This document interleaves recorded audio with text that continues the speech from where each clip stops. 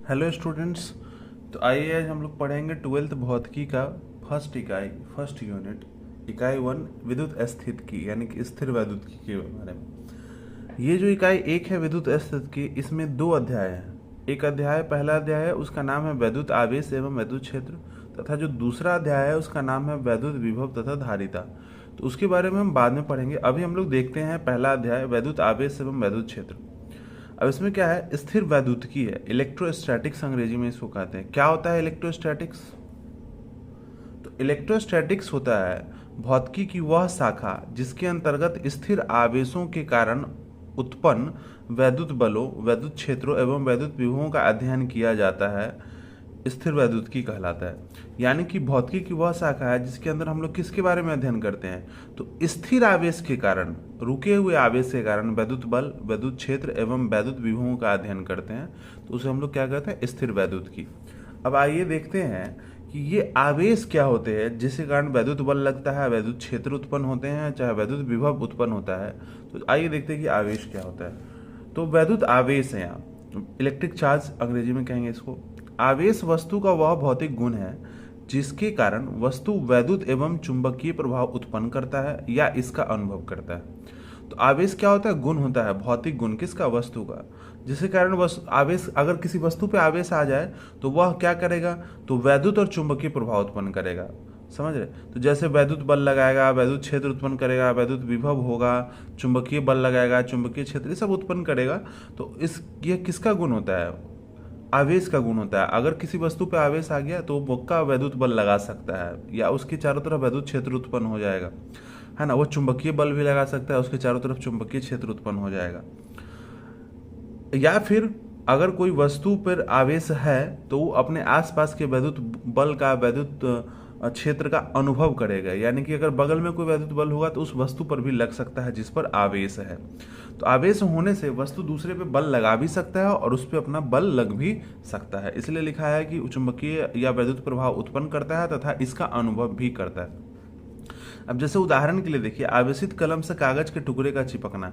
अब ये जो कलम है, पेन है, इसको हम लोग कब करते हैं ना कि बाल पे खूब रगड़ लेते हैं और रगड़ने के बाद कागज के छोटे छोटे टुकड़े को चिपकाते हैं। तो ऐसा क्यों होता है? क्योंकि जैसे ही बाल पे कलम को रगड़ते हैं तो ये कलम आवेशित हो जाता है और आवेशित होने के कारण इस पे छोटे छोटे कागज के टुकड़े आकर्षित होने लगते हैं, चिपकने लगते हैं।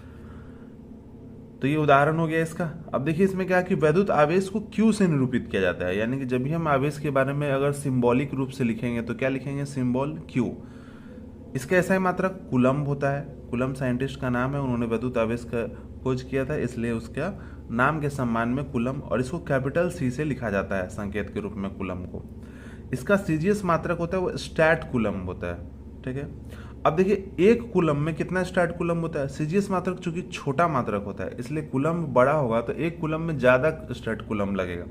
तो 3 गुने 10 का पावर 9 स्टैट कूलम्ब लगता है। यानी कि स्टैट कूलम्ब बहुत ज्यादा छोटा मात्रक है, 3 गुने 10 का पावर 9, ये करोड़ से भी ज्यादा हो जाएगा, है ना। अब आप देख सकते हो ना कि इसकी बीमा निकालना हो, यानी आवेश की बीमा निकालना हो तो एक फॉर्मूला हम लोग पढ़े होंगे, अगर पीछे के लिए 10वीं क्लास में अगर पढ़े होंगे विद्युत धारा, तो Q बराबर क्या होता है, IT।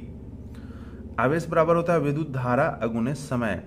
ठीक है। तो अगर हमको इसकी बीमा निकालना है तो विद्युत धारा की बीमा निकालेंगे और समय का, तो विद्युत धारा की बीमा को A से लिखते हैं और समय के बीमा को T से लिखते हैं। तो AT हो गया इसका बीमा, है ना, AT।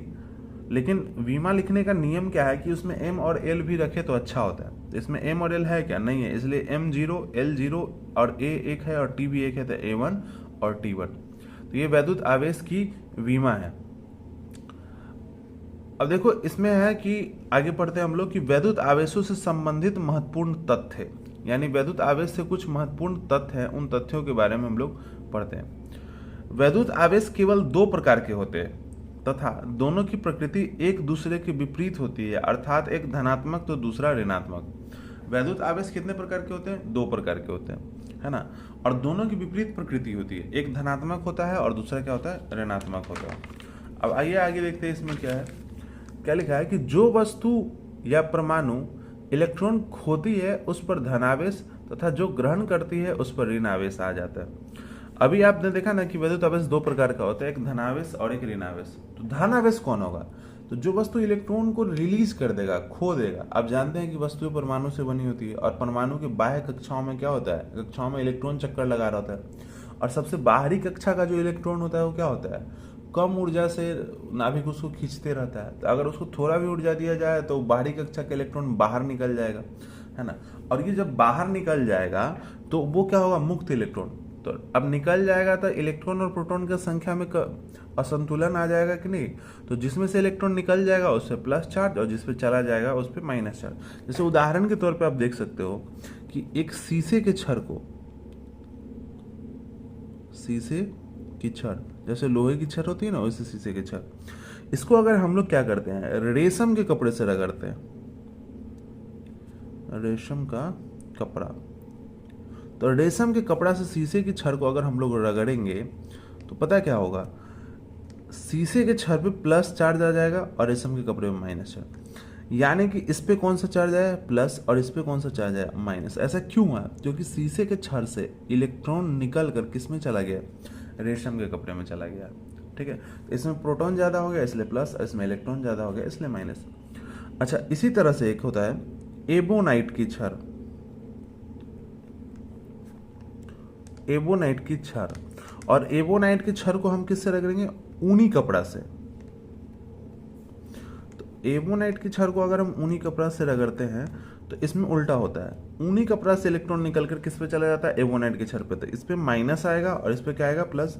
यहाँ उल्टा हो रहा है, यहाँ से इलेक्ट्रॉन निकल के उस पे जा रहा है। तो आप समझ गए, जिसमें इलेक्ट्रॉन गया वो ऋणात्मक और जिसमें से इलेक्ट्रॉन निकला वो धनात्मक। यानी कि जो इलेक्ट्रॉन दिया वो धनात्मक और जो इलेक्ट्रॉन लिया वो ऋणात्मक।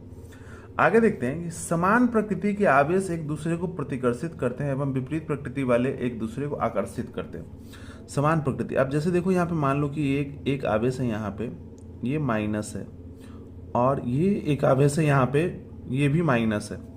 तो ये दोनों आवेश एक दूसरे को प्रतिकर्षित करेंगे तो ये इधर भागेगा और ये इधर भागेगा।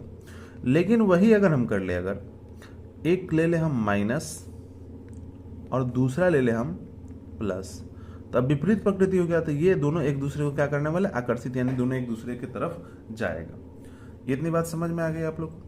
अब आगे देखिए क्या है कि विपरीत प्रकृति वाले आवेश एक दूसरे के संपर्क में आने पर एक दूसरे को निरस्त करते हैं। इसलिए अमेरिकी वैज्ञानिक बेंजामिन फ्रैंकलिन ने इन आवेशों को धनात्मक तथा ऋणात्मक नाम दिया। देखिए क्या है कि जो विपरीत प्रकृति वाले आवेश है ना, प्लस है और ये माइनस है, ये दोनों अगर एक दूसरे के संपर्क में आ गए तो दोनों एक दूसरे को खत्म कर देगा। जैसे मान लीजिए कि किसी वस्तु पर एक आवेश प्लस है और फिर क्या है कि एक आवेश माइनस उस पर डाल देंगे तो प्लस और माइनस खत्म हो जाएगा और वस्तु पर कोई आवेश नहीं होगा। तो चूंकि एक दूसरे को निरस्त कर देता है, खत्म कर देता है, तो इसलिए अमेरिकी वैज्ञानिक बेंजामिन फ्रैंकलिन ने इनका नाम दिया, आवेशों का धनात्मक और ऋणात्मक नाम दिया, क्योंकि धन और ऋण एक दूसरे को खत्म करते हैं। अगर आप पे 10 रुपये का कर्ज है और 10 रुपये कमा लिए तो दोनों क्या मिलकर 0 हो गया। अब सामान्यतया वस्तुएं वैधुता उदासीन होती हैं क्योंकि उनमें आवेशों की अवस्था संतुलित होती है। समझिएगा, अगर कोई वस्तु है तो उसमें जितना प्रोटॉन होगा उतना ही उसमें क्या होगा, इलेक्ट्रॉन होगा। तो प्रोटॉन जितना प्लस चार्ज होगा उतना ही उसमें इलेक्ट्रॉन माइनस चार्ज होगा। इसलिए क्या होता है कि आवेश संतुलित होता है। अब देखिए, आप जान रहे हैं ना कि प्लस और माइनस एक दूसरे को निरस्त कर देते हैं।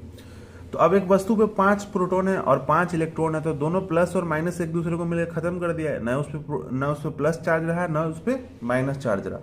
तो ये सामान्य अवस्था है। तो जब किसी वस्तु पे कोई आवेश ना हो तो उसको हम लोग क्या कहते हैं, वैद्युत उदासीन कहते हैं।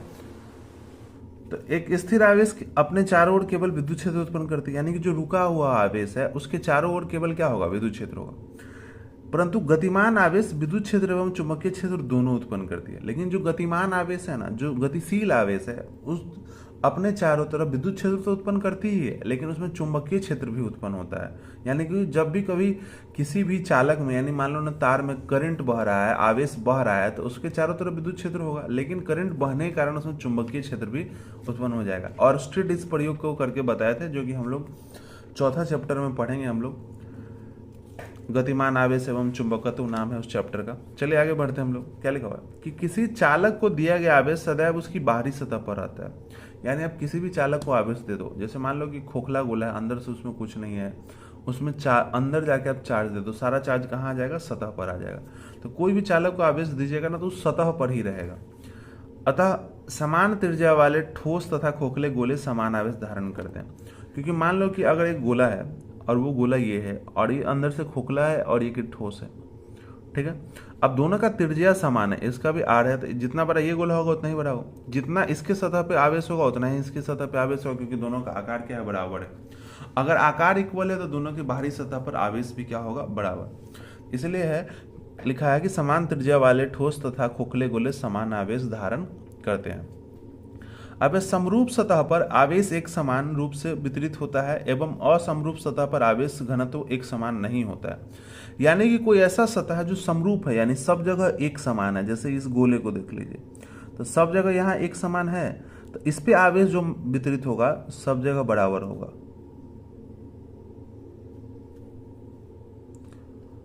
ठीक है। लेकिन अगर असमरूप सतह, जैसे मान लीजिए कि अगर हम ऐसा सतह बना दे, ठीक है, तो ये असमरूप सतह है, इधर चौड़ा है इधर थोड़ा नुकीला है, तो आवेश घनत्व तो एक समान नहीं होता है। अब एक समान नहीं होता है तो कैसा होता है, तो आवेश उन बिंदुओं पर अधिक होता है जहां वक्रता त्रिज्या न्यूनतम होती है, यानी कि यहाँ कम है जगह, तो ये क्या होगी, इस बिंदु पर आवेश अधिक होगा। तो देख लो आप यहाँ पे आवेश एक समान हो सकता है थोड़ा दूर तक, लेकिन इसके बाद देख लो आवेश कितना अधिक है यहाँ। तो आपने देखा कि जहां वक्रता त्रिज्या न्यूनतम होती है, यानी कि कम घुमा हुआ होता है, मतलब गोल, यहाँ देख रहे हो ना आप, यहाँ पे जगह की कमी है, तो यहाँ पे क्या होगा, आवेश क्या है, ज़्यादा होगा। और एक समान सतह रहता तो सभी जगह आवेश क्या होता है, बराबर होता है। अब ये जो अंतिम हम लोग तथ्य पढ़ेंगे, महत्वपूर्ण बात है ये अक्सर सरकारी नौकरी एग्जाम में पूछा जाता है कि अगर साबुन के बुलबुले को आवेशित कर दिया जाए, है ना, चार्ज कर दिया जाए, तो उसका आकार बढ़ेगा कि घटेगा कि अपरिवर्तित रहेगा। तो अब देखिए, साबुन के बुलबुले को अगर आवेशित किया जाए तो वह फैलता है, क्योंकि सतह के ऊपर समान आवेशों के मध्य प्रतिकर्षण होने के कारण बुलबुले की सतह का क्षेत्रफल बढ़ता है। अब जैसे देख लो, मान लो कि यही साबुन का बुलबुला है, तो अब इस पे एक समान आवेश आ गया तो प्लस आ गया, तो प्लस प्लस क्या करेगा, एक दूसरे को प्रतिकर्षित करेगा। तो प्रतिकर्षित करने के कारण धीरे धीरे ये बुलबुला क्या होगा, बड़ा होता चला जाएगा, उसका क्षेत्रफल क्या होगा, बड़ा होगा। तो ये आपको समझ में आ गया कि साबुन के बुलबुले को अगर हम आवेशित कर दे तो उसका आकार बढ़ता है, क्योंकि उसका क्षेत्रफल का सतह जो होता है, सतह का क्षेत्रफल होता है, वो बढ़ने लगता है। तो आज हम लोग यही पढ़े कि स्थिर वैद्युतिकी क्या होता है और वैद्युत आवेश और उससे जुड़े हुए महत्वपूर्ण संबंधित तथ्यों को हम पढ़ लिए। अगले वीडियो में हम लोग देखेंगे वैद्युत आवेश के मूलभूत गुण। वैद्युत आवेश के बारे में अभी और कुछ पढ़ना है, तो मिलते हैं नेक्स्ट वीडियो में, तब तक के लिए धन्यवाद।